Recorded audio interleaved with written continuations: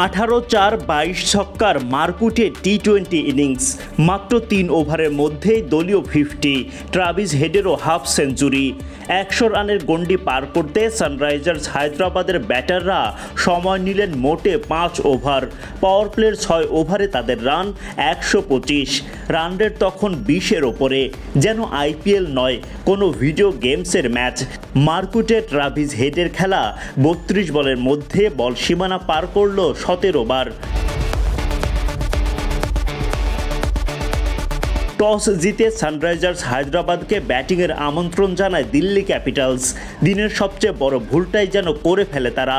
হায়দ্রাবাদের OG batter Travis head যেন বনে যান ভিডিও গেমসের কোনো ব্যাটার। 4 ছক্কার কোনো সাধারণ বৃষ্টি নয়, যেন রীতিমতো ঝড় বইয়ে দেন দিল্লির বোলারদের ওপর। ছক্কা হাঁকিয়ে মাত্র 16 বলে তুলে নেন 50, চলতি আইপিএলে যেটা দ্রুততম হাফ সেঞ্চুরি। মজার ব্যাপার হলো দলীয় মাত্র 3 ওভারের মধ্যেই 50 পূরণ করেন হেড। 52 রান তুলে টি-20-র ইতিহাসে প্রথম 3 ওভারের মধ্যে সর্বোচ্চ ব্যক্তিগত রানের মালিক বনে যান হেড।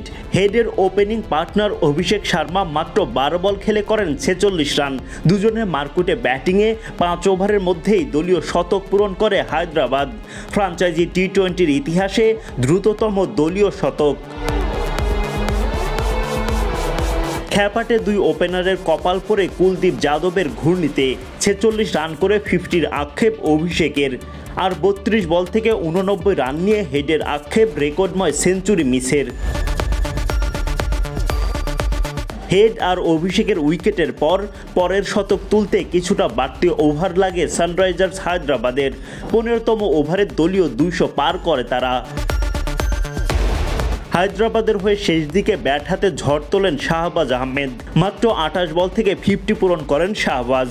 অপরাজিত ইনিংসে ছক্কা দিয়ে করেন ওভার শেষ। 20 ওভার শেষে সানরাইজার্স হায়দ্রাবাদের ঘরে 266 রানের পাহাড় সম পুঁজি।